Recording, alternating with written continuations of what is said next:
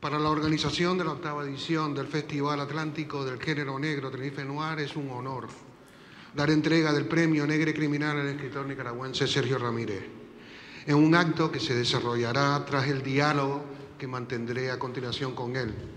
Una vez se le haya hecho entrega del premio, Sergio Ramírez volverá a sufrir otro tercer grado, esta vez en compañía de Pepe Correa, Javier Hernández Velázquez y yo mismo. Así que no te queda nada, Sergio. Sergio Ramírez es el creador de un personaje, Dolores Morales, que ya es un referente dentro de la literatura del género.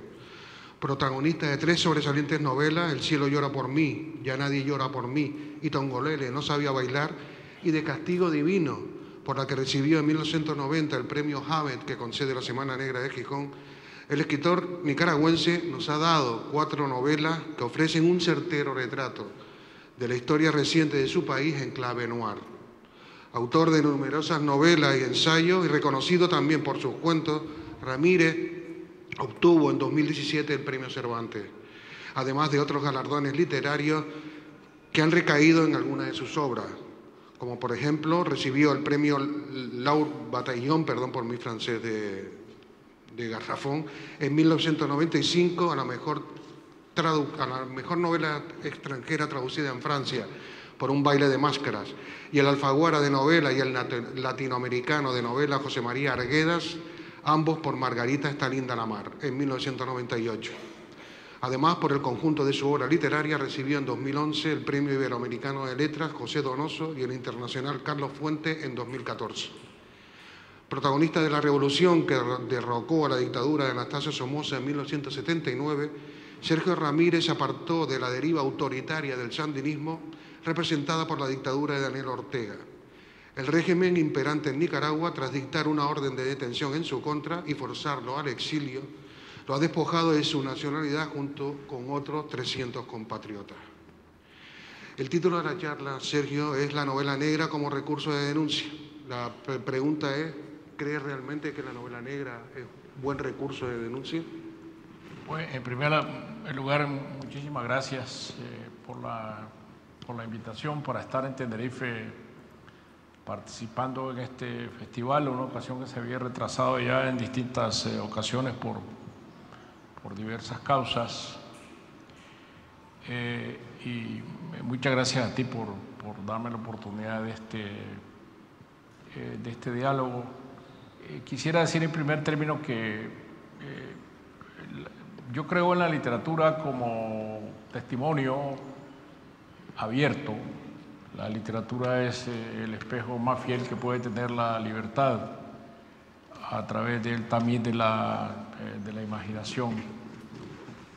De manera que siempre he desconfiado de aquellas obras que son escritas con un propósito dialéctico, con un propósito didáctico, con un propósito de dar una lección política o de hacer algún tipo de denuncia.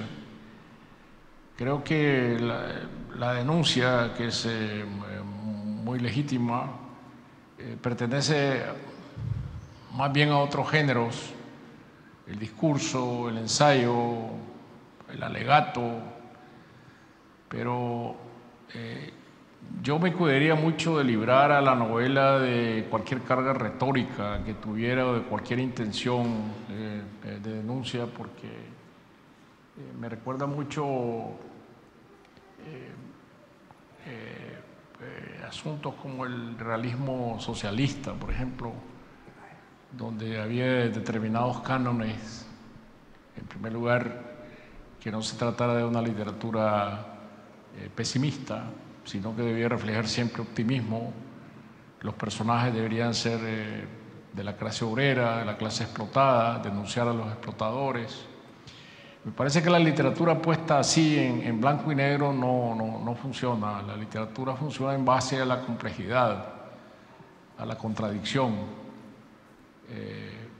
a la dialéctica de las situaciones. Por eso yo creo que las consecuencias políticas que un libro tenga son asunto del lector.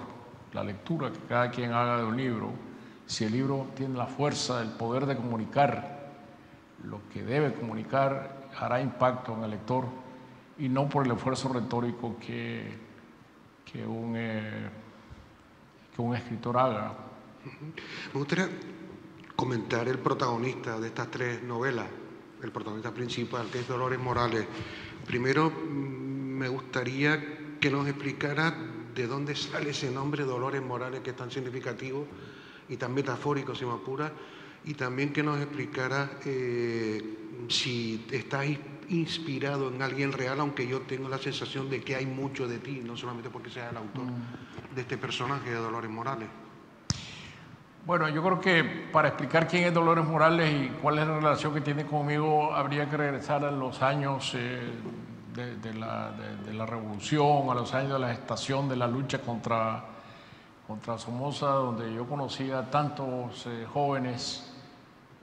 Muchos entregaron su vida, muchos otros resultaron lisiados. Eran muchachos comunes y corrientes que de repente vestían el uniforme de guerrillero, verde olivo, y se transformaban en algo de lo que sus vidas no habían sospechado nunca ser. Y conocí a tantos, como te decía, de estos, que uno de ellos fue alguna vez quien llegó a ser en mis novelas Dolores Morales, muchacho cuya abuela tenía un puesto de mercancías en el mercado oriental de Managua, criado por su abuela, de raíz muy humilde, que de repente aparece en la guerrilla del Frente Sur, en un batallón de combate encabezado por el cura asturiano, Gaspar García Laviana, que murió en ese combate, donde al inspector Morales, a Dolores Morales, pierde una pierna, una esquirla de mortero le penetra en la rodilla, tienen que amputarlo y a partir de entonces va por la vida con una prótesis. Entonces, es un muchacho humilde, sencillo, que entra en la historia por la puerta de la guerrilla. Cuando viene el triunfo de la revolución comienza a repartir el papel que cada quien va a tener, porque se va a crear de la nada un ejército, se va a crear de la nada una policía, se va a crear un gobierno, y al inspector Morales o a Dolores Morales le toca entrar en la policía. Y de la policía pasa a ser investigador antinarcótico, se vuelve inspector de la policía. Es a donde el destino, la mano del destino lo lleva. Pero está inspirado en alguien real que tú conociste. En muchos que yo conocí, como te decía, muchachos de esa edad, él mucho menor que yo, porque yo cuando triunfó la revolución yo tenía 30 y tantos años, él tenía 18, 17, era un adulto muy jovencito.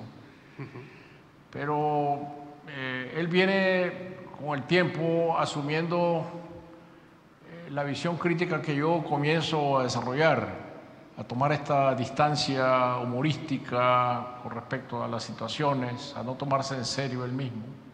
Esa es su propia personalidad, ¿no? Y por el camino de la novela negra, pues yo comienzo a ver la situación política del país con este lente marginal, digamos, de la novela negra, que son los ojos del inspector Dolores Morales, que no está implicado, él no es protagonista, él no es personaje de la revolución, él es de a pie, él es un policía, ¿no?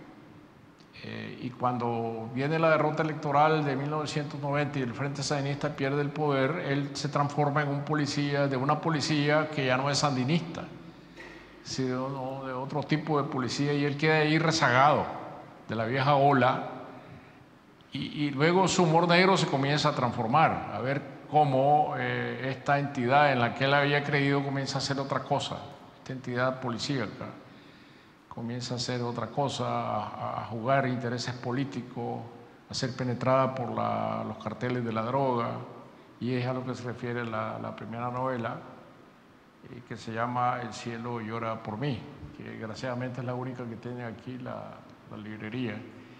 Y luego las otras dos, Ya nadie llora por mí y Tongolele no sabía bailar. Pero son novelas que se van ajustando a los tiempos contemporáneos. Vamos a ver, la primera de ellas es bajo el gobierno corrupto de un hombre que se llamó Arnoldo Alemán, que terminó preso por lavado de dinero, una vez que dejó de ser presidente. Entonces, la primera novela es en esta época. En la segunda, él es dado de baja de la policía y pasa a ser un investigador privado en Managua, un investigador muy humilde, que investiga adulterio, cosas menores, tiene una camarita para fotografiar a los amantes furtivos.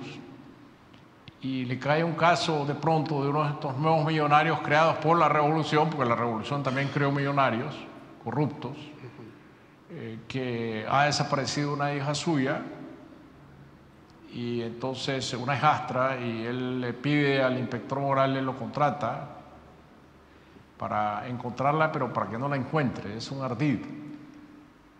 Y este es el caso que lo lleva al exilio, porque la policía secreta de Ortega, que está en el poder, aliada con este millonario, lo saca del juego y lo manda al exilio.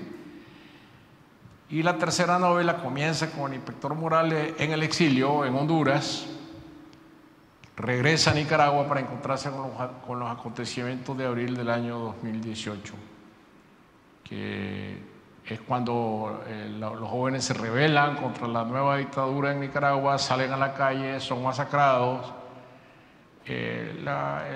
los paramilitares salen a la calle, y algunos de los hechos que ocurren en la realidad son trasladados al cuerpo de la novela. Uno de ellos, el asalto a la casa de una familia que tiene en el primer piso una fábrica artesanal de colchones, y como el dueño de la casa no admite que pongan un francotirador, porque él es pastor protestante, un francotirador en la azotea de su casa, le incendian la casa, muere la familia, y eso queda filmado y lo suben a las redes sociales.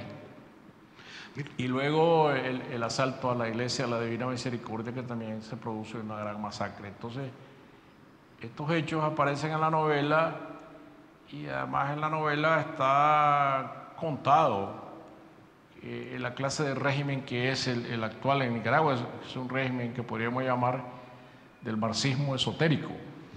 Eso te quería preguntar cuando lleguemos ya a la tercera entrega, pero siguiendo con los personajes, al margen de Dolores Morales, para mí hay uno que es fundamental y que sí aporta, creo yo, que el humor que caracteriza esta serie, que es el de Bert Dixon, Lord Dixon, que es un personaje que tiene una vida, entre comillas, curiosa a partir de la segunda y la tercera novela, ¿no? No vamos a revelar por qué, pero sí les invito a que lo descubran.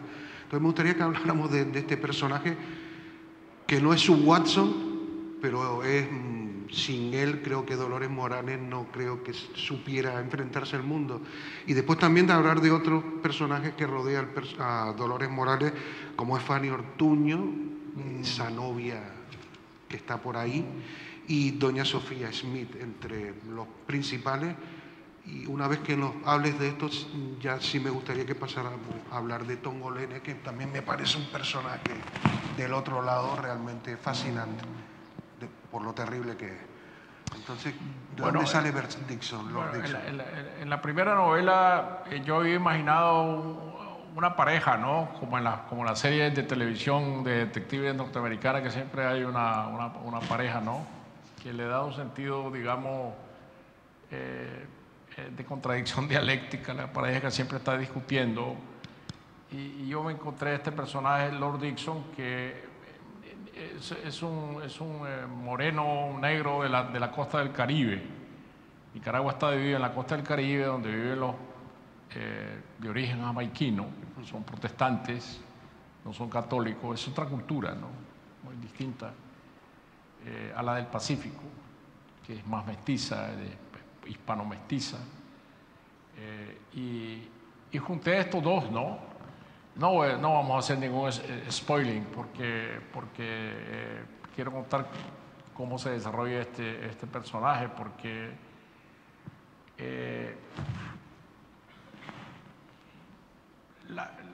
una novela es un organismo vivo, ¿no? Y siempre tiene sus propias necesidades. Y en la primera novela, que se trata de perseguir a unos carteles de la droga, en Nicaragua habrá una reunión cumbre entre el cartel de Sinaloa y el cartel de Cali. Van a juntarse los capos para discutir sus estrategias y el inspector Morales está persiguiendo cómo caer sobre esta reunión. Él es un hombre que tiene a veces vacilaciones, ¿no?, en su acción, ¿no? Y quien lo empujaba es siempre Lord Dixon a decidirse, ¿no? Y en determinado momento ellos son emboscados en una calle de Managua por uno de estos carteles, los ametrallan y Lord Dixon resulta muerto, ¿no? Este es el spoiling de que estábamos hablando, ¿no? Que no lo es, por lo que voy a contar, porque o lo sigue siendo, pero no importa, ¿no? Entonces, este es el hecho que sirve de acicate al inspector Morales para llevar adelante el caso y caer sobre los carteles de la droga que ya tienen la protección del régimen de Alemán en Nicaragua, y él está vacilando por eso, ¿no? Entonces, cuando se publicó esta primera novela, me encontré en Guadalajara con Elmer Mendoza, un gran amigo Elmer Mendoza, y gran autor de novela negra, que vive en medio de los capos de la droga en Sinaloa y sabe de qué habla, ¿no? Y de lejos, cuando nos saludamos, me dice: pero ¿cómo fuiste a matar al mejor personaje que tenía la novela? Entonces yo le digo: vamos a arreglarlo. Y cuando yo le digo vamos a arreglarlo, le digo: pero ¿cómo vamos a arreglarlo si ya está muerto? Pero bueno, yo recordé que de alguna manera un escritor es Dios dentro de los límites de sus libros, ¿no? Y el que se cree Dios fuera de los límites de sus libros tiene que ir al psiquiátrico o al poder, como en Nicaragua, ¿no? Entonces se me ocurrió que Lord Dixon se convirtiera en la voz de la conciencia, un personaje que siempre está al lado, va a permanecer al lado de Dolores Morales, hablándole al oído, y un personaje con el que solamente él puede hablar. Existe dentro de la novela, pero solamente lo puede ver o solamente puede hablar con él el inspector Dolores Morales, y sigue cumpliendo su mismo papel de acicate, con un sentido del humor muy profundo, siempre animándolo a la acción.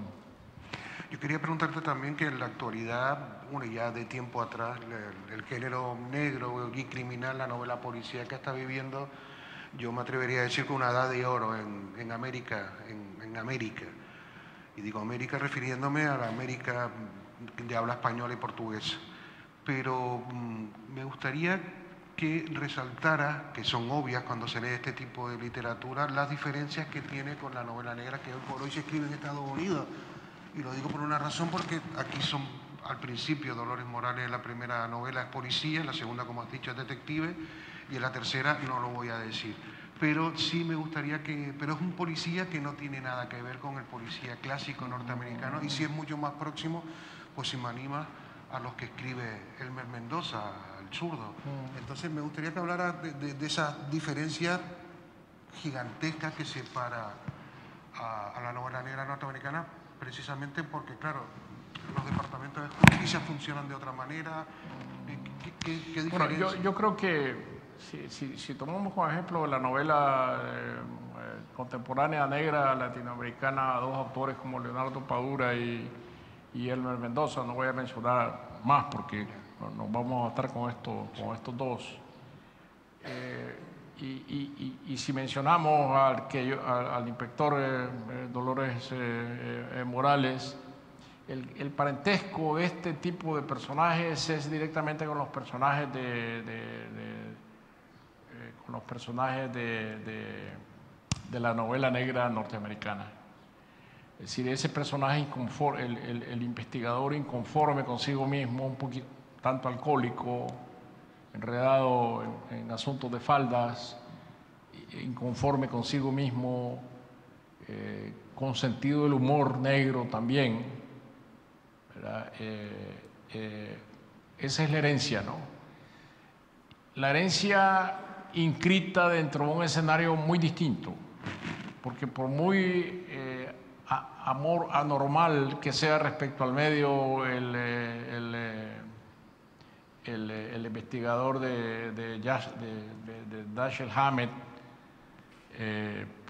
por ejemplo, su atmósfera es la de la legalidad.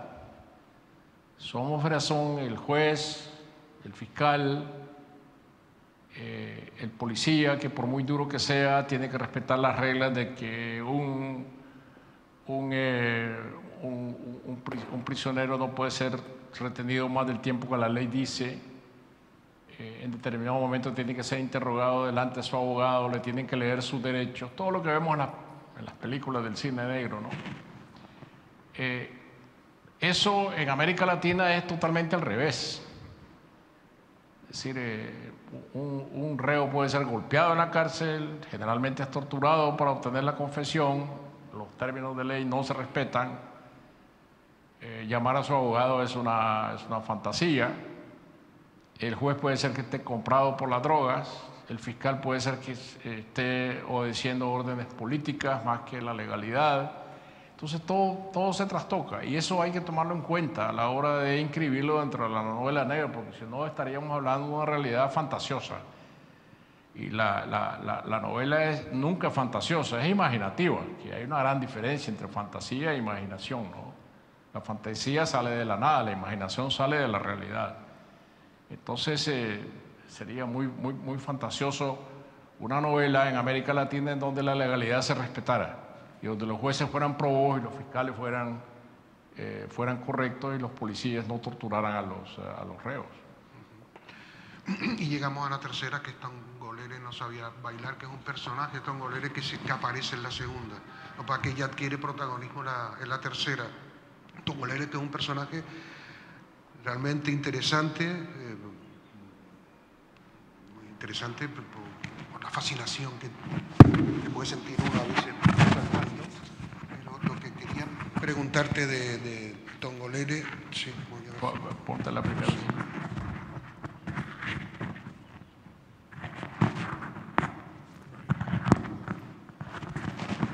¿Se me oye? Un poquito más arriba. Sí, sí, pero el chico. Disculpa.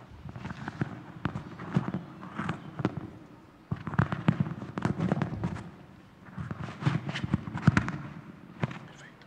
Vale. Quería eso. Primero preguntarte, que es jefe de los servicios de inteligencia del gobierno, en la segunda ayuda a este rico millonario que estabas comentando para que encuentren a la hija que ha desaparecido, y en la tercera tiene ya ese protagonismo absoluto persiguiendo a Dolores Morales. Tongolele es un personaje, y antes lo decías tú, que era lo que llamas el marxismo, el comunismo esotérico, porque la madre de Tongolele echa carta. La pregunta es, ¿qué es exactamente eso de marxismo esotérico? Si ese marxismo esotérico de alguna manera se está aplicando en la actualidad en la Nicaragua de hoy. ¿Y de dónde viene este personaje de Tongolele? ¿También te inspiraste en personajes que conoces de la vida real? El ambiente de Tongolele no se debe bailar es la de la Nicaragua de hoy día, que cada día se exacerba más. Es decir, lo que está contenido en esta novela ya no es ni sombra de lo que está ocurriendo, hoy, ¿no? En Nicaragua. Yo tendría que hacer una cuarta novela, ¿no? Los excesos. Una novela de los excesos, ¿no? O sea, tendría que ser una novela de los excesos, pero en esta tercera yo quería hacer una radiografía del poder, que es un tema que a mí me ha fascinado siempre. Hay en la literatura unos pocos temas, ¿no? No son muchos, que son los temas de siempre. Lo que cambia son los estilos y la manera de abordarlos, pero el amor, el poder, la locura, la muerte son los temas fundamentales. Y a mí me fascinaba muchísimo el poder, desde Sófocles hasta Shakespeare, ¿no? Desde Edipo hasta Lady Macbeth. Y yo quería hacer esta radiografía del poder no a través del inspector Dolores Morales, que es un hombre que no tiene poder, sino a través del jefe de los servicios de inteligencia del régimen, que sí tiene mucho poder. Pero como en estos intríngulis, él comienza a ser víctima de las luchas por el poder y no se da cuenta, ¿no?, de que él, que es el más despiadado de todos, le están minando el piso por debajo y no lo sabe. Este es el gran drama, ¿no?, que la novela cuenta, una novela sobre el poder, en este escenario en donde lo mágico, no el realismo mágico, sino lo mágico como tal, tiene una gran porción del relato. Esta Nicaragua en donde está dominada por un paisaje en la que hay sembrados en las plazas y en las calles árboles de fierro, como en una escenografía de Fritz Lang, ¿no?, árboles de fierro pintados de todos colores que se iluminan en las noches. Estos son los árboles de la vida que la primera dama ha mandado a sembrar porque protegen del mal de ojo, ¿no? Y en las reuniones del gabinete presidencial, en el fondo siempre hay una mano de Fátima, es una mano abierta con un ojo en medio, que también es otro símbolo mágico. Y las autoridades de gobierno en los actos públicos se sientan alrededor de una estrella de 5 picos, en círculo alrededor de una estrella de 5 picos, iluminada, ¿no? Entonces, todo esto crea un ambiente que no es sino novelesco. Yo creo que la realidad existe para que los novelistas la aprovechen. Y a veces lo que aparece en una novela como acto de imaginación no es más que una copia de la realidad. Y a veces la novela se queda muy corta respecto a lo poderosa que es la realidad en nuestros países, ¿no? Me llamó también la atención que el personaje de Tongolele, su nombre real sea Anastasio Prado. Anastasio, al parecer, en la novela cuenta que se Claro, porque su padre era un farmacéutico muy adicto al régimen de Somoza en la ciudad de León, y por servilismo le pone al hijo Anastasio y quiere que el dictador sea su padrino. Y él no sabe que él va a repetir este camino después, que de guerrillero, de luchar para derrocar a la dictadura de Somoza en contra de su propio padre, termina sirviendo a una dictadura igual o peor que la del propio Somoza. Yo quería una frase que cogí de Tongolele no sabía bailar, que para mí ilustra bastante bien lo que significó el triunfo de la Revolución Sandinista y cómo ha ido degenerando, ¿no? Y dice el mismo Dolores Morales: nos pusimos a montar entre todos un muñeco parecido a Buzz, el astronauta que grita al infinito y más allá. Y vea que salió Chucky, el muñeco diabólico. ¿Esa es la Nicaragua actual? ¿Chucky, el muñeco diabólico? Esa es la Nicaragua actual, y un Chucky que se parece también a aquel personaje que solo se aparece en sueños y que tiene manos como tijeras, ¿no? Freddy. Porque esta dictadura gobierna de día, de noche, en la realidad, en los sueños, y cada vez es una pesadilla más grande, sí. Mira, hay dos cosas que yo destacaría, entre otras muchas, de estas 3 novelas. La primera es que, a pesar de la situación que viven los personajes, hay mucho humor, y eso relaja bastante, y la tensión que se está respirando a medida que avanzas en la novela. Y la otra también es el empleo que utilizas del habla coloquial que se habla en Nicaragua. Me gustaría que habláramos de eso, del empleo del humor y del recurso del lenguaje coloquial en tu novela. Bueno, el humor es un defecto de fábrica mío, ¿no? El humor es un defecto de fábrica mío, ¿no? Que uso porque es parte de mi manera de ser, un recurso de la vida, ¿no? Enfrentar la peor de las situaciones con algún tipo de sentido del humor, ¿no? Yo vengo de una familia de músicos pobres, por supuesto, ¿no? En mi pueblo, pequeño pueblo, los músicos no eran personas ricas, ¿no? Y mi abuelo había fundado la Orquesta Ramírez. Él era violinista y puso a cada uno de sus hijos a tocar un instrumento distinto, hasta formar en medida que iban creciendo, hasta formar la orquesta. Y el único que no aceptó tocar ningún instrumento fue mi padre, porque lo hicieron cargo del contrabajo y no le gustó, ¿no? Y él abrió una tienda frente a la iglesia una tienda de abarrote, y ahí se congregaban mis tíos todas las tardes antes de subir la grada de la iglesia a tocar las funciones religiosas, los rosarios y las funciones de la tarde. Y ellos, las funciones eran como a las 6, ellos se aparecían como a las 4, y ellos organizaban una tertulia contra toda clase de solemnidad, ¿no? Donde a cada rato estallaban las risas, porque ellos comenzaban a reírse del que pasaba. Ahí se ponían todos los apodos del pueblo, ¿no? Y por eso mis novelas están llenas de sobrenombres, de apodos, ¿no? Cada personaje tiene un sobrenombre. Pero ahí aprendí que la única manera real de reírse es cuando uno es capaz de reírse de uno mismo. Y es lo que ellos hacían, ¿no? Comenzaban riéndose de ellos mismos, de sus propios defectos, de sus propias debilidades, y eso le daba mayor franqueza y mayor libertad a la risa. Y eso es lo que yo aprendí en esta escuela de mis tíos músicos, ¿no? A usar la risa como un instrumento de la literatura, a tomar distancia de las situaciones más duras o más melodramáticas. Por un lado, el melodrama es muy peligroso. Sí. Involucrarse en el melodrama, pero también involucrarse en las situaciones trágicas, muy trágicas, también es muy peligroso, ¿no?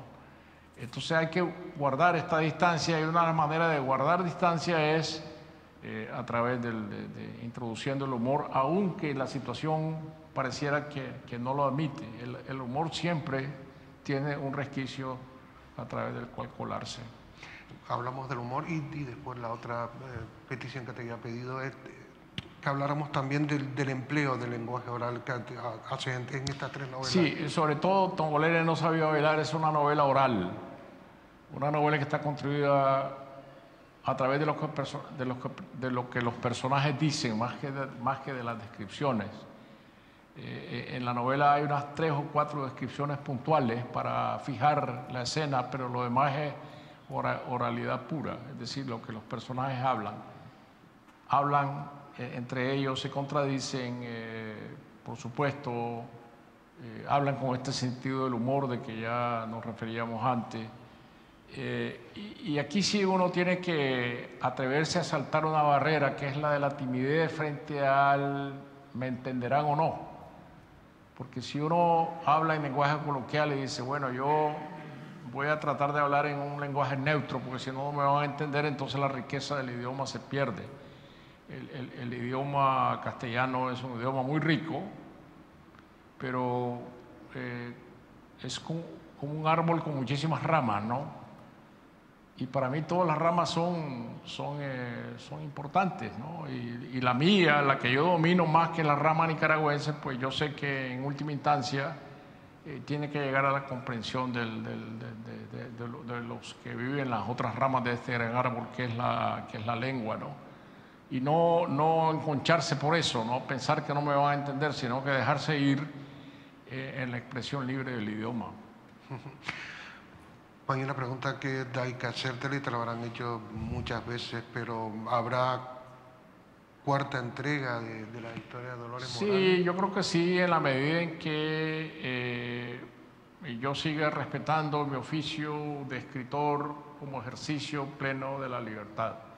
Es decir, yo no puedo decir, como yo tengo que denunciar la situación de Nicaragua, volvemos a la pregunta inicial, entonces tengo que escribir otra novela sobre la dictadura y a ver qué pasa con el inspector Dolores Morales ahora. Yo creo que cada novela madura como un fruto. Yo recuerdo una costumbre en mi pueblo, que la aprendí de mi abuela, era de que las frutas las maduraban en la oscuridad. Las frutas tropicales las envolvía en la ropa de cama, las metía en las gavetas oscuras y ahí maduraban en la oscuridad. Creo que con las novelas es lo mismo, ¿no? Hay que dejar madurarlas en la oscuridad y la novela tiene sus propias necesidades. Y un día me dirá, bueno, ahora vamos con el inspector Morales de nuevo. Por el momento, mi próxima novela no tiene absolutamente nada que ver con Nicaragua, ese es otro tema. Y esto de que la literatura es una exploración libre. Yo quería preguntarte también si tus novelas se venden en la Nicaragua de hoy o no, están prohibidas. Tongolele no sabía bailar fue prohibida antes de que decretaran la orden de prisión contra mí. Y yo eso ocurrió en septiembre del año 2021. Yo había salido de Nicaragua y tenía temor de regresar porque las cosas se iban endureciendo, todo el mundo estaba cayendo preso. Y entonces me fui con mi mujer a Costa Rica, nos quedamos unos meses ahí esperando qué pasaba. Y venía la publicación de la novela en septiembre, apareció en España, apareció en México, y faltaba un mes para que apareciera en Argentina. Y entonces, cuando iba a aparecer en Nicaragua, cuando se iba a introducir en Nicaragua, me avisaron del editorial que el embarque tenía 2 semanas de estar retenido en la aduana y que ya no lo iban a dejar entrar. Entonces estábamos discutiendo con la editorial cómo íbamos a hacer, si íbamos a publicar un boletín conjunto, yo iba a dar unas declaraciones denunciando, íbamos a anunciar que la novela no la dejaban desalmacenar en la aduana, cuando vino la orden de prisión contra mí y yo tenía que venirme a España a presentar la novela. Entonces hicimos la denuncia y me vine a España y aquí me quedé de una vez, ¿no? Entonces, esta es la historia de esta novela. ¿Pero cree que ha sido especialmente por esta novela? ¿Por Tongolele no sabía? Bueno, yo me sentí muy fastidiado, obviamente, de que me procesaran, pero a la vez me sentí, no sé si la palabra orgulloso puede ser exacta, de que yo estuviera siendo procesado por una novela. Yo dije, ¿qué importancia tiene la literatura, no? Que uno pueda hacer no solo un libro prohibido, sino su autor amenazado con la cárcel y obligado al exilio. Sin embargo, una de las grandes sorpresas que yo me llevé fue que una vez que se supo que la novela estaba prohibida, yo comencé a recibir en el teléfono de muy distintos lugares mensajes de WhatsApp con la reproducción de la novela. La novela estaba circulando en PDF en las redes sociales, pero por miles, y la leyeron miles. Entonces ahí pues se comprobó una vez más que la mejor manera de hacer atractivo un libro es prohibirlo, ¿no? Bueno, y antes de pasar el turno al público, sí me gustaría que habláramos del último libro, que es un libro de cuentos además. Ese día cayó en domingo, que reúne 10 historias de variada temática. Hablas también del narcotráfico, hablas de anuncios por palabras, hay todo un gran corpus de historias. Me gustaría que habláramos, y hay un cuento que a mí especialmente me llamó mucho la atención porque me pareció terrorífico, entre otros que hay terroríficos, que es el que titula Antropología de la Memoria, que es un grupo de arqueólogos que están desenterrando huesos, pero que no son huesos de la historia de América, que es riquísima, sino que son huesos recientes. Entonces me gustaría que habláramos de este libro de cuentos. Bueno, sí, este libro de cuentos se publicó el año pasado, se llama efectivamente Ese día cayó en domingo, y quizás quiero referirme a 2 historias, ¿no? La que tú mencionas, pero primero una que yo vuelvo al tema del incendio de la casa del pastor evangélico, de la fábrica de colchones, y ahora es de la perspectiva de una mujer trans que tiene un salón de belleza frente a la casa, y cuando llegan los paramilitares a incendiar la casa, ella filma desde la ventana la escena y la sube a las redes sociales, y eso le cuesta la tortura, la cárcel y por último que le destruyan su salón de belleza y le cuesta el exilio. Y ella está contando la historia de un cuarto de hospital en Costa Rica, del Hospital México en San José, contándole la historia a la enfermera, que es de la costa del Caribe costarricense. Este es el cuento. Y el otro al que tú te referías es una noticia.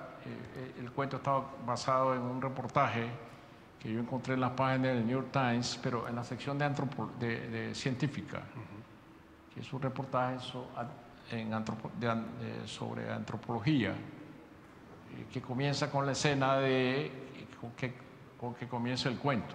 Unos arqueólogos que están limpiando unos huesos, unos cráneos, con esos instrumentos que usan los arqueólogos de brochas y colocando los huesitos, las calaveras, ordenando cuerpo por cuerpo, adultos, niños, usando pruebas de ADN hasta reconstruir los 300 y pico de cadáveres que han encontrado en las fosas comunes de un pueblo que ya no existe, que fue arrasado por el ejército de Guatemala. Todos los habitantes fueron asesinados, los habían invitado a una fiesta y después los ametrallaron a todos, mujeres, niños, ancianos. Algunos lograron escapar, se refugiaron en centros administrados por padres jesuitas al otro lado, en Chiapas, en la frontera con México. Y esta es la historia que yo cuento, pero con la rigurosidad científica de un reportaje que no interviene nunca a opinar sobre los hechos, simplemente la relación detallada de los hechos hasta llegar al juicio que le abren al general Efraín Ríos Montt, un asesino patológico que fue dictador de Guatemala, y que curiosamente hoy yo estaba leyendo ayer en el periódico cómo el fiscal de la causa contra Ríos Montt, que logró abrirle este juicio a Ríos Montt, y un juicio en el que los indígenas víctimas, sobrevivientes de las víctimas, usaban audífonos para poderse dar a entender de los idiomas quiché, cachiquel, porque no hablan castellano, en el juicio que está siendo seguido en idioma español. Y el fiscal de esta causa acaba de ser detenido por el régimen de Guatemala, acusado de exceso en la administración de justicia, un tipo de esos cargos que inventan en Centroamérica. Al persecutor de Ríos Montt hoy está pagando por la valentía que él tuvo, el fiscal, de llevar a Ríos Montt a la cárcel y conseguir que lo condenaran. Bueno, otra de esas grandes paradojas que se dan en el continente americano. Bueno, dicho esto, no sé si hay alguien del público que quiere plantearle alguna cuestión a Sergio Ramírez. Espera, no veo bien. Sí, aquí. En primera fila.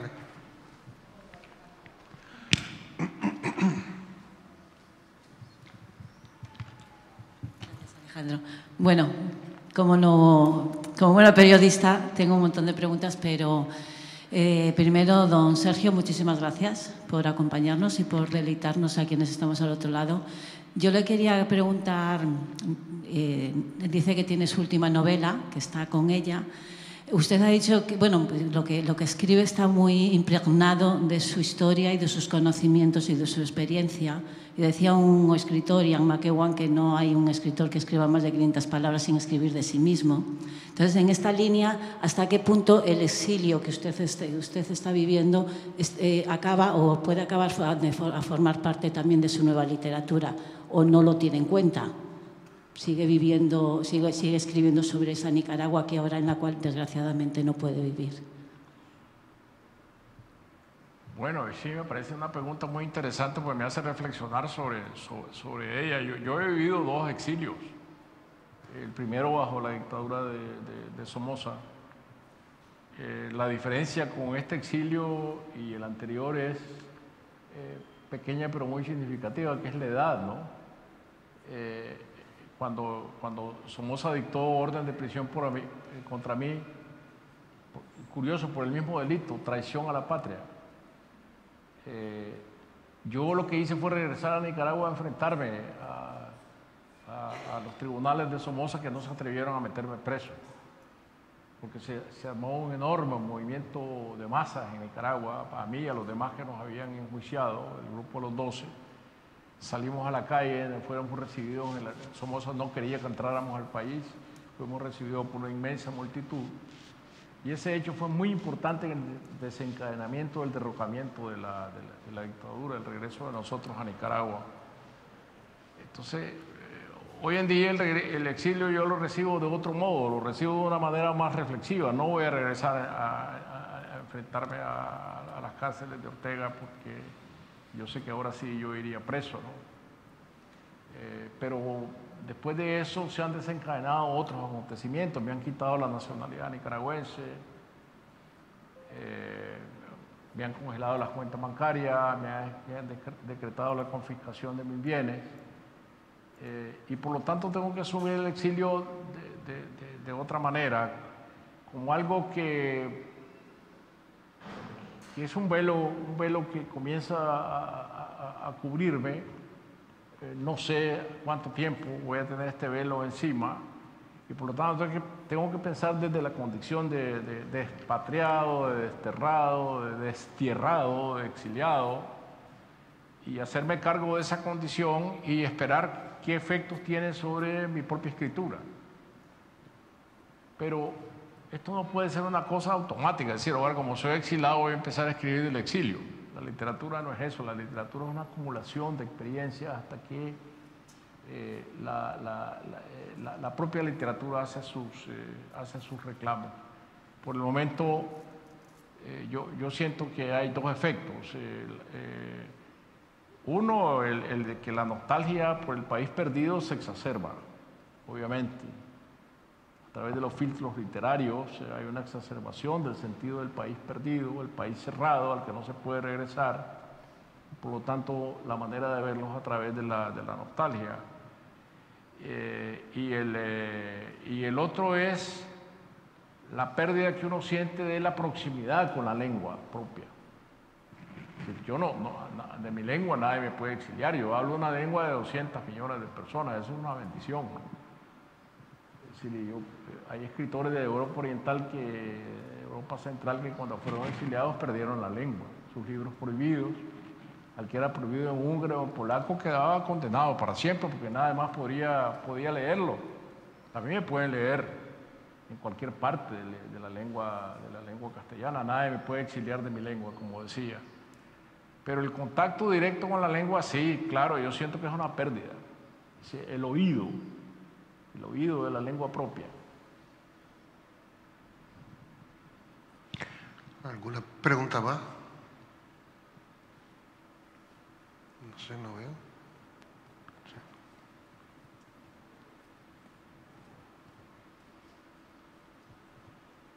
Hola, ¿qué tal?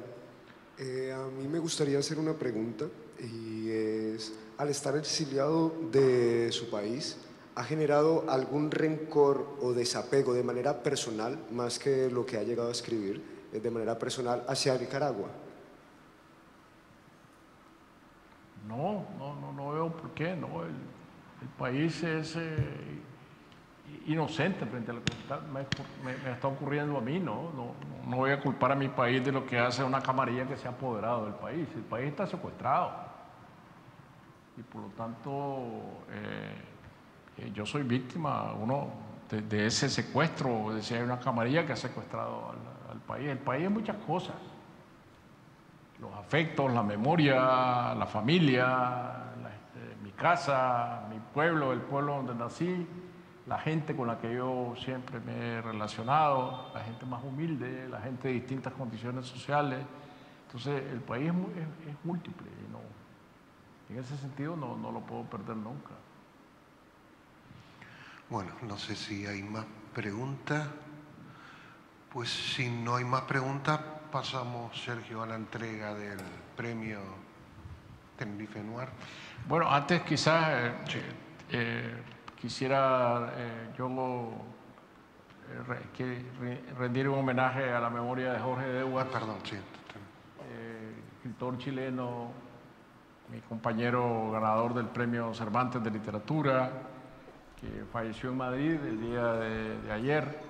Es uno de los grandes nombres de la literatura hispanoamericana, novelista, ensayista, memorialista, un hombre muy divertido, con el cual valió la pena en la vida relacionarse, con gran sentido del humor, con gran sentido humano.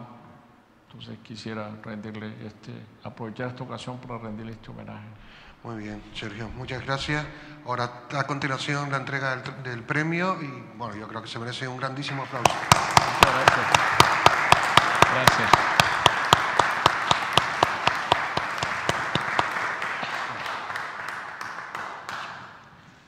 Jorge Eduard, que tenía el libro.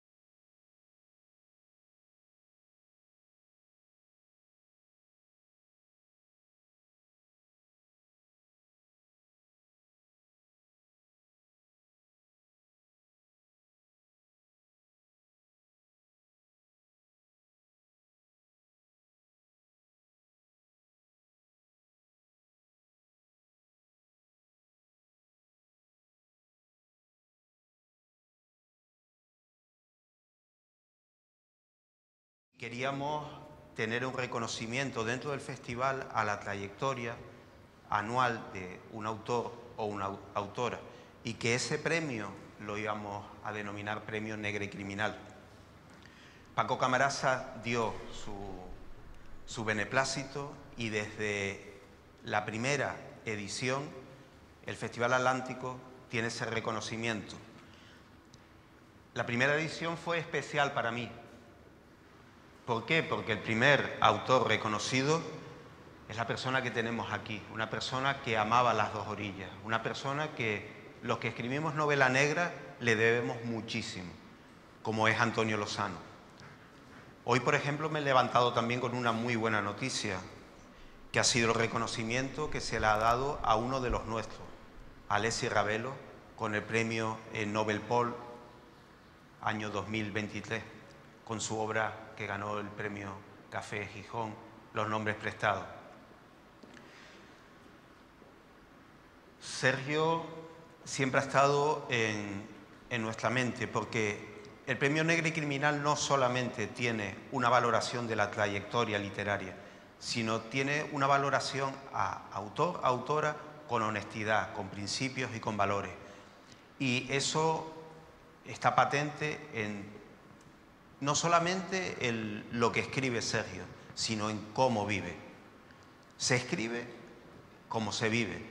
Y eso los que lo han leído lo reconocen, y que la cosa ha cambiado muchísimo. Yo siempre recordaré, casi todos nosotros, en la adolescencia teníamos una guitarra y tocábamos canciones de la nueva trova cubana, sobre todo de Silvio. Después de la revolución que vivió Sergio en primera persona, Silvio escribió una canción 3 años después, en el 82, que llevó al disco en el 84, Canción Urgente. Canción Urgente para Nicaragua.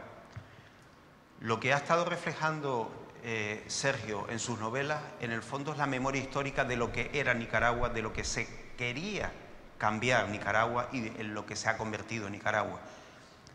En el año 2008, Silvio visita Nicaragua, tiene un concierto.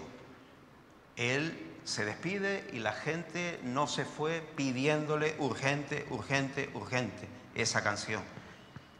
Cuenta la historia que hasta se había subido en el coche y tuvo que volver al escenario. Y él no cantó esa canción, porque esa canción ya no tenía ningún sentido. Lo que había pasado no era lo que reflejó él en el año 82 cuando lo escribió. Así que por su obra, por su trayectoria y sobre todo por su honestidad, sobre todo por su compromiso, porque lo que pasa en Nicaragua, lo que está pasando, no le quita que él sea nicaragüense y que él quiera su tierra. Así que, muchas gracias, Sergio. Muchas gracias.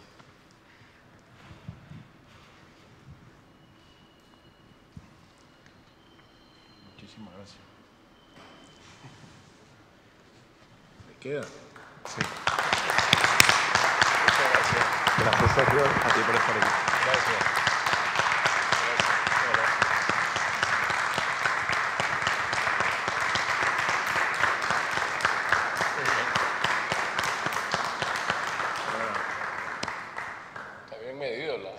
¿Sí?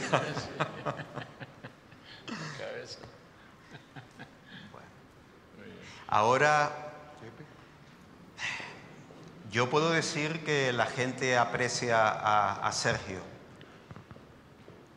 Lo que pasa es que te tenemos otra sorpresa.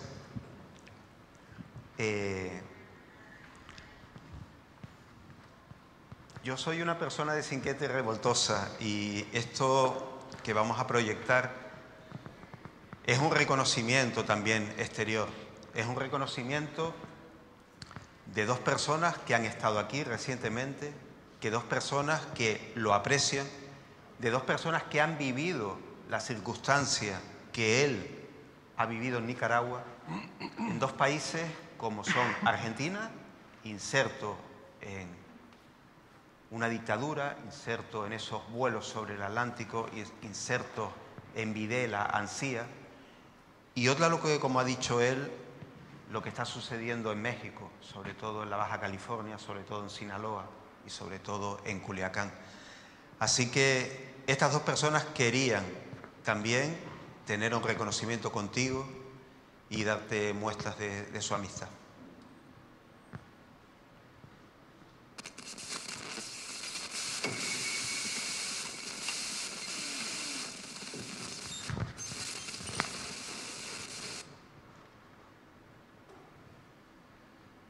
Hablar de Sergio Ramírez es muy fácil para mí porque es uno de mis grandes amigos. Además, es uno de los autores que ha conseguido crear una de las literaturas más potentes de América Latina.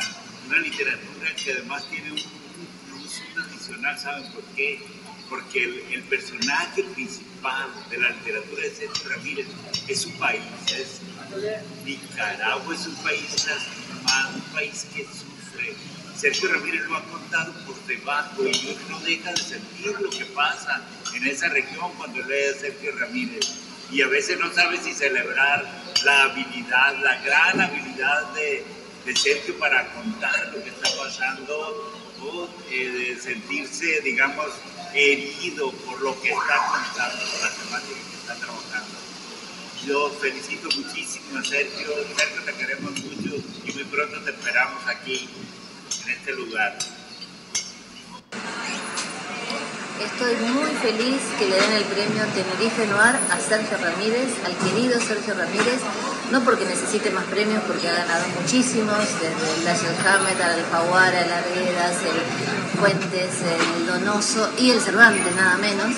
Pero siempre los premios son un reconocimiento a la trayectoria, un reconocimiento a la persona, a su obra, y él lo merece en todos los planos, ¿no? En el plano de escritor, en el plano de persona pública, de persona cívica, democrática, con convicciones, y sobre todo una persona con un don de gente como he visto pocas. Así que mi abrazo fraterno y mi alegría por este premio.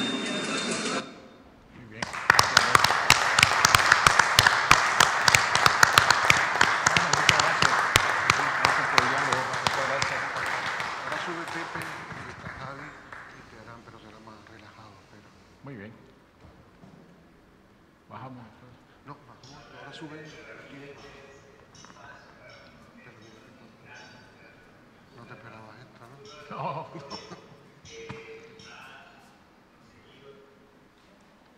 Sí, siéntate si quieres ahí. Sí, siéntate un momentito cerca ahí.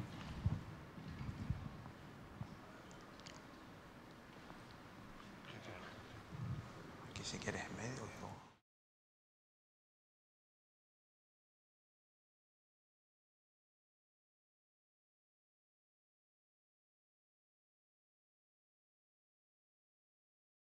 Diálogo que hemos mantenido con Sergio Ramírez después de esta sorpresa. Pues pasamos a continuación a que tanto Javier Hernández como José Luis Correa, pues aquí tienen a otro compañero escritor para que les planteen las preguntas o fomenten el diálogo que quieran fomentar con él. Pero eso sí, rapidito, que dentro de nada quiera comer. Nos vamos, ¿no? No, yo lo estaba oyendo a Sergio antes y había muchas cosas que me removían, porque creo que además es una constante. Por ejemplo, el humor, ¿no? Yo creo que es una constante y uno de los aspectos fundamentales muchas veces de esta novela negra de la que hablamos, ese distanciamiento del que tú hablas, ese saber reírse de uno mismo. Yo creo que una de las claves de la novela negra de la que estamos hablando es la del humor. Y cuando él contaba, además fíjate que contaba anécdotas, y era de lo que anoche estábamos cenando y contando anécdotas, ¿no? Y era lo que decías, ¿no? La realidad está hecha para que la aprovechemos los escritores, ¿verdad? Porque contaba la de la familia de músicos, contaba un montón de cosas que están sacadas de la misma realidad y que cuando esto suele ocurrir cuando presentamos una novela, cada lector la lee de una manera diferente, y está el que te dice qué imaginación tiene, justo en aquel fragmento que está sacado de tu infancia, real, bueno, con pelos y señales. Y luego, la ficción, hacemos un acto de ficción y alguien nos dice, como se nota, don Sergio, que eso lo vivió usted. Estas cosas nos pasan muchísimo. Entonces me parece que una de las claves de la literatura es el humor, pero el humor sacado de la realidad. Sí. De eso estamos hechos, ¿no? De realidad y de humor. Y como yo decía, el humor pues lo dicta la misma realidad, la misma experiencia, y ya viene incorporado al ADN de cada quien, ¿no? Sí. Es decir, saber reírse de uno mismo, hay gente que le cuesta mucho, ¿no? Sí. Y yo creo que los primeros que no saben reírse de sí mismos son los que detentan poder, porque el poder no tiene sentido del humor, ¿no? Ninguno. Por eso de ahí viene la represión. Sí, es verdad, es cierto. Tengo la impresión que, igual que en el cine y en el western, una persona como Sergio Leone lo reinventó y dio un paso adelante, lo que yo palpo ahora mismo en el mundo literario es que estos géneros, como el género negro y el de denuncia social, lo está reinventando lo que se está haciendo en este momento al otro lado del Atlántico. Personas como los dos últimos premios Negras y Criminal, todo lo que ha escrito Claudia Piñeiro, todo lo que está escribiendo Elmer Mendoza, y la impresión que tengo es dejar patente, eso pasó aquí en España, pasó en una dictadura. Los medios de comunicación no podían decir lo que estaba sucediendo, y autores como Montalbán, como autores como Juan Madrid, autores pusieron en sus novelas lo que estaba sucediendo. ¿Eres consciente de que eso está pasando? Tú estás dando memoria histórica con cada novela que escribes, igual que autores y autoras como Claudia o como Elmer. Sí, yo creo que en América Latina siempre ha habido un punto de contacto, estos dos polos, realidad e imaginación, y hemos asumido la realidad tal como se nos ha presentado siempre, de manera descarnada, violenta, descarnada, de grandes contrastes.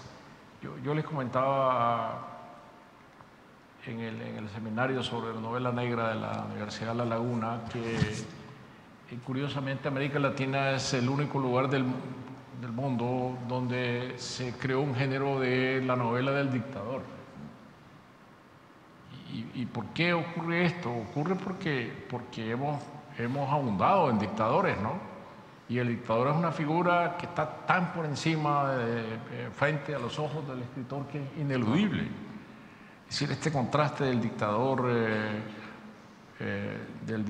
como el Papa acaba de usar una palabra que ha llamado mucho la atención porque es muy argentina, guarango, refiriéndose a Daniel Ortega, decía, esta es una dictadura guaranga. Y guarango quiere decir, tuve que ir al diccionario, es decir, grosero, burdo, tosco. Es una dictadura tosca, burda, grosera, como engendramos las dictaduras guarangas, que son las dictaduras caribeñas, desgraciadamente, y además un término que solamente pudo ser producido en América Latina, que es el de repúblicas bananeras, que está muy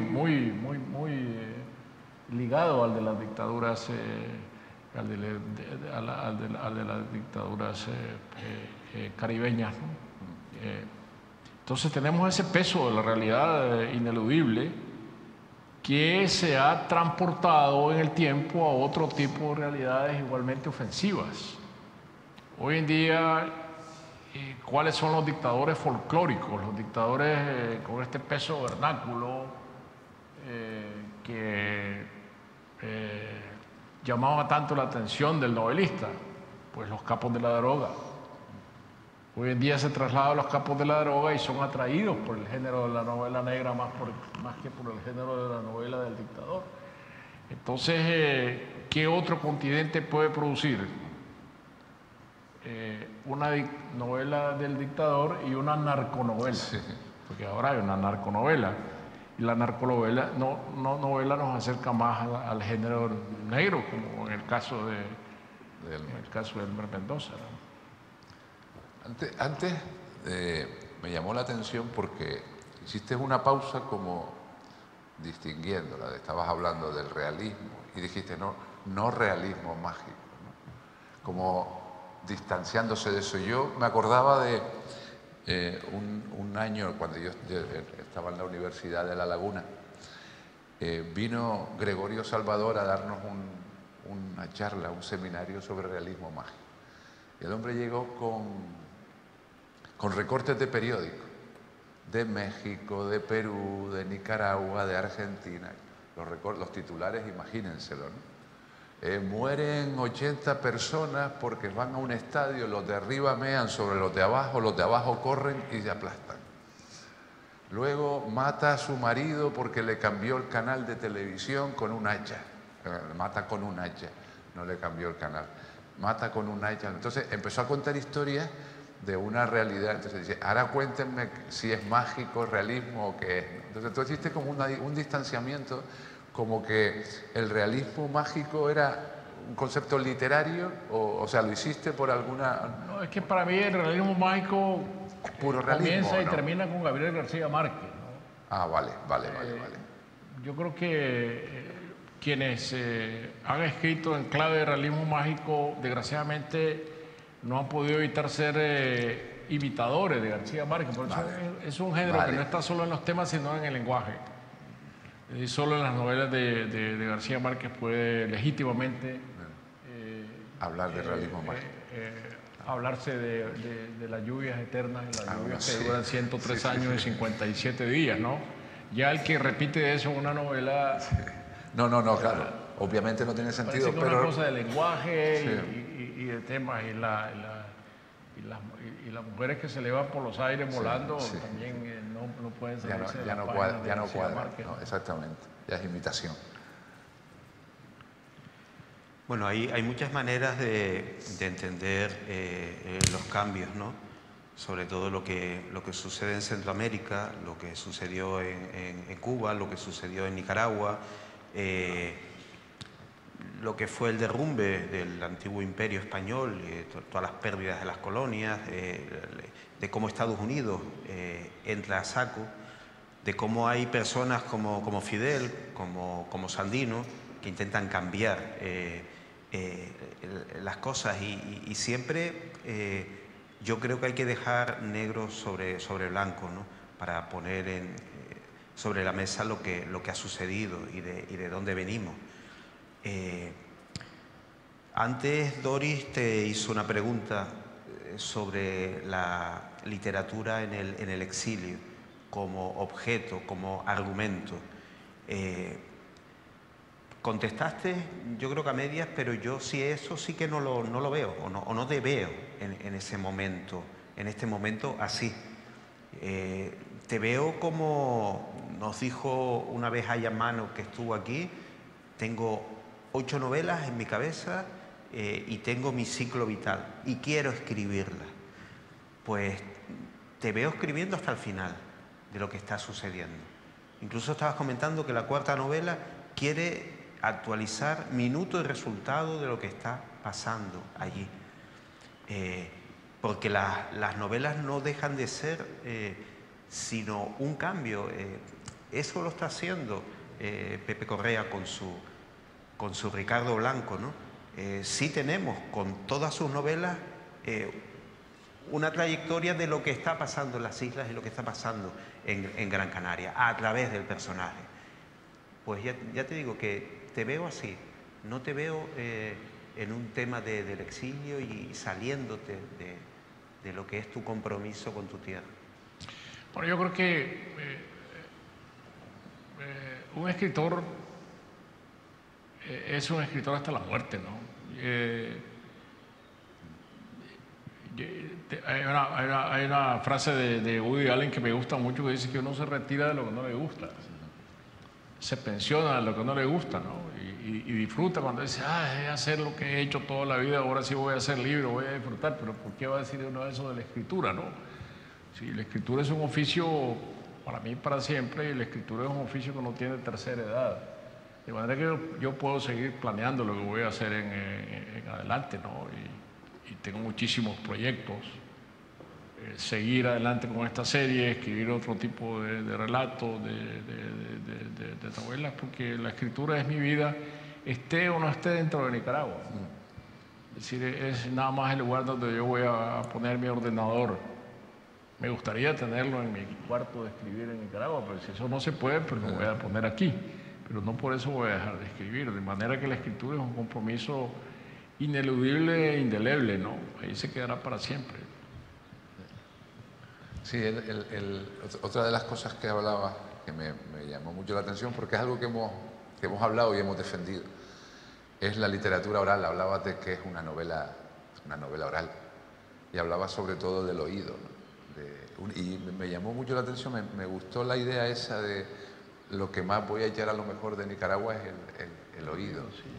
Es que nosotros durante muchísimo tiempo hemos hablado en la discusión esta ya muy pasada, ya superadísima, sobre la literatura canaria o hecha en Canarias.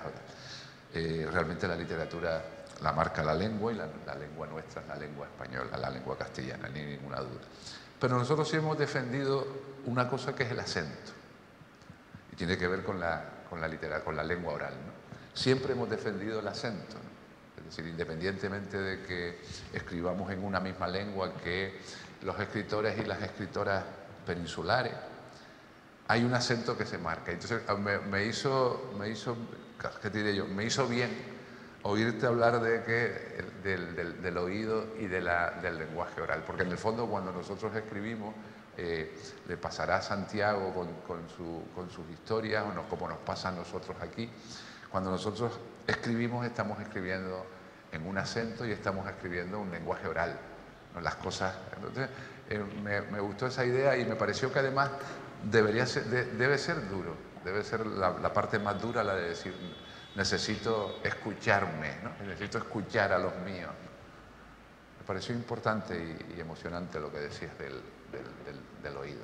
Bueno, yo creo que en la medida en que avanzo hacia América, como en las Canarias, me acerco más a mi propia lengua, ¿no? Aquí me he encontrado, por ejemplo, que se usa, como en Nicaragua, la palabra gaveta, ¿no? La gaveta. En lugar de cajones, como se dice en la península, cajones, ¿no? Cajones es muy general, ¿no? Cajones puede ser cosas, pero gaveta es una gaveta, ¿no? Y en Nicaragua solemos decir, esta es una persona de muchas gavetas. La persona que tiene muchos secretos, muchos recovecos. Recoveco es otra palabra. Recoveco, que estábamos hablando ayer. Que nos acerca, sí. Hay cosas que permanecen, yo creo que incrustadas y que las pasan los poros de la piel de cada uno, ¿no? Desde luego, desde pequeño, si me hablaban de Nicaragua, lo primero que me venía a la mente era Rubén Darío. Antes hablabas de García Márquez y me pareció... Eres la primera persona a la cual le he escuchado ese pronunciamiento, que el realismo mágico nace y muere con García Márquez. Sí, y es un razonamiento potente y yo creo que es perfectamente defendible. ¿Qué significa? ¿Cuál es el legado? No solamente para Nicaragua, sino para los escritores, tanto los que están sufriendo ese exilio como los que han quedado allí, de Rubén Darío. Bueno, Rubén Darío es una presencia para mí de niño también indeleble e ineludible, ¿no? Rubén Darío, yo tenía necesariamente que preguntarme quién es este hombre, ¿no? Porque estaba en los billetes de banco.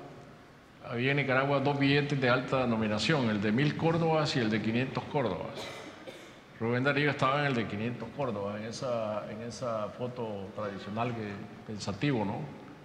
Y en el de 1000 Córdoba, por supuesto, estaba Somoza. Sí. Y luego estaban las tapas de los cuadernos escolares, los monumentos, las escuelas se llamaban Rubén Darío, las calles, las plazas. Y en las escuelas uno tenía que aprender a declamar a Rubén Darío, a recitar a Rubén Darío, sabía de memoria muchas de sus poesías. Participé en un concurso de declamación que gané, recuerdo, a los 12 años la eliminatoria de mi colegio, luego la del municipio, luego la del departamento y fui a la eliminatoria nacional recitando la salutación del optimista que comienza ínglitas razas ubérrima sangre de España fecunda y yo no entendía nada, ¿no? Porque Rubén Darío, lo primero uno que tiene que hacerse cargo es que es pura música, ¿no? Que las palabras están puestas de manera que suenen, ¿no? Y luego muchos años después averigué que el fecundo y ubérrimo es lo mismo, que están ahí simplemente como cuñas sonoras, ¿no? Y por eso es que escribí una novela, Margarita está linda la mar, que es sobre Darío, es decir, la vida de Rubén Darío. Me parece que ahí te conocimos. Sí, ahí te descubrimos. Con esa novela, sí, con Rubén Darío. Sí. Bueno, pues tú... Bueno, ya yo creo que la última ronda, ¿no? Ya terminamos.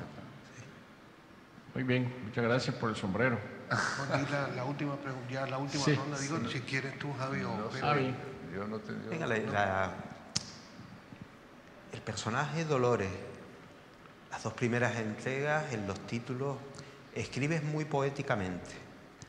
Incluso los títulos con los cuales bautizas a tus novelas también tienen ese toque poético. Dolores y los lloros, el llorar. El llorar que nos enseñaron desde pequeños, que los hombres no lloran. Y al final nos hemos dado cuenta que el lloro es fundamental en la vida. Pero lo tienes presente en los títulos, lo tienes presente en tu novela, todo eso con ese toque poético de la forma en la que escribes. Bueno, yo creo que uno de los momentos felices de un escritor es cuando encuentra el título justo para su novela antes de terminar de escribirla. Y me pasó con estas 3 novelas, ¿no? Yo sabía que la última se tenía que llamar Tongolele, no sabía bailar. Tongolele, esta bailarina famosa mexicana, ¿no? Que tenía unos ojos verdes muy grandes y era muy famosa en los años 50. Y los otros 2 tienen que ver con El cielo no llora por mí, ya nadie llora por mí, y el término cielo relacionada con las 2. Ahora he escrito una novela que no he podido encontrar el título, entonces eso sí es un verdadero dolor de cabeza, ¿no? ¿Cuándo va a aparecer ese título? De repente aparece, ¿no? Pero por el momento estoy en ese limbo, ¿no? Bueno, pues yo creo que ya... Muchísimas gracias. Muchísimas gracias. Gracias. Muchas gracias por estar aquí. Muchas gracias.